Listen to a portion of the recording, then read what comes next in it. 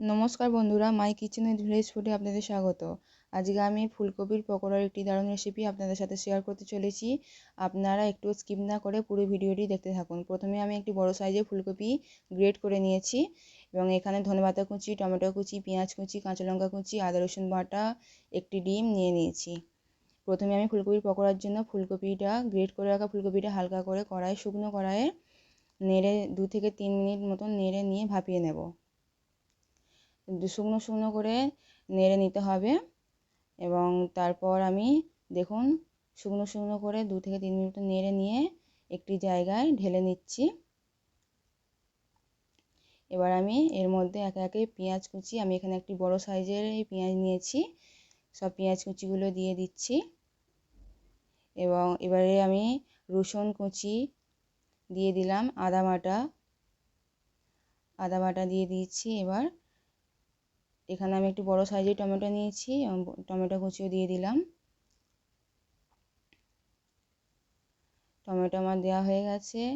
এবার আমি এখানে 2টো মতন কাঁচা লঙ্কা কুচি দিয়ে দিয়েছি। আপনারা বেশি ঝাল খেতে চাইলে বেশি করে দিতে পারেন। এবং যেহেতু এই শীতের সিজন ধনেপাতা, তাই ধনেপাতা সব রান্নাতে দিলেই খেতে ভালো লাগে, তাই আমি এখানে একটু বেশি করে ধনেপাতা দিয়ে দিয়েছি। এবার আমি দিয়ে দিচ্ছি 2 থেকে 3 চামচ মতন বেসন। এখানে বেসন একটু বেশি করে দিতে হবে যাতে ডোটা ভালোভাবে তৈরি করা যায়। এবার আমি 2 চামচ মতন কর্নফ্লাওয়ার দিয়ে দিচ্ছি, আপনারা চাইলে চালের গুঁড়িও দিতে পারেন। কর্নফ্লাওয়ার দিয়ে দিচ্ছি। এবার আমি 2 চামচ হলুদ গুঁড়ো এবং ঝালের জন্য আমি অল্প করে 1 চামচ মতন লঙ্কা গুঁড়ো দিয়ে দিয়েছি। এবার এখানে আমি ম্যাগি মশলা দিয়ে দিচ্ছি টেস্ট হওয়ার জন্য। আপনারা চাইলে চাট মশলাও দিতে পারেন।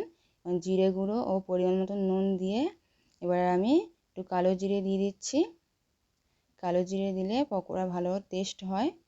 এবার আমি এখানে একটি ডিম নিয়ে নিয়েছি, ডিম দিয়ে দিচ্ছি। আপনারা যারা ডিম খান না তারা এমনিও নাও দিতে পারেন। যেহেতু আমি এখানে ডিম দিয়েছি তাই কোনো রকম জল দেব না, এমনি মাখানো ভালোভাবে হয়ে যাবে। আপনারা যারা ডিম খান না তারা পরিমাণ মতন অল্প করে একটু জল দিয়ে মাখাবেন, নাহলে মাখানো যাবে না। দেখুন আস্তে আস্তে আমি এইভাবে মাখিয়ে নিচ্ছি এবং দেখছি ভালোভাবে ডোটা হয়েছে কি। এবার আমি কড়াইয়ে তেল গরম করতে দিয়ে দেব। দেখুন তেল গরম হয়ে গেছে। এবার আমি একে একে পকোড়াগুলো এই হাতের মাপ করে নিয়ে ভালো করে শেপ করে নিয়ে একে একে ছেড়ে দিচ্ছি। এইভাবে আমি যেহেতু অনেকটা পকোড়ার জন্য অনেকটা তাই আমি একেবারে সব ছাড়তে পারলাম না, তাই এবারে হাফ হাফ করে দিয়ে ভেজে নেব। দেখুন আস্তে আস্তে এইভাবে আমি এপিট ওপিট করে লাল লাল করে ভেজে নেব এবং গ্যাসের ফ্লেমটি আমি মিডিয়াম থেকে লো ফ্লেমে রেখেছি যাতে ভালোভাবে আস্তে আস্তে ভাজাটা হয়। এই শীতের সন্ধ্যায় চা বা কফির সঙ্গে এই ফুলকপির পকোড়া দারুণ লাগবে। আশা করছি আপনাদের এই ফুলকপির পকোড়া রেসিপিটি ভালো লেগেছে।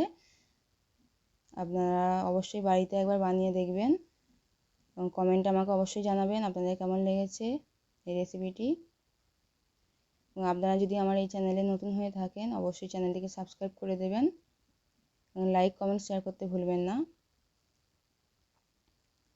দেখুন লাল লাল করে সব পকোড়াগুলি ভালোভাবে ভেজে নিয়েছি। এবার আমি নামিয়ে নেব। আমাদের পকোড়া কিন্তু একদম রেডি।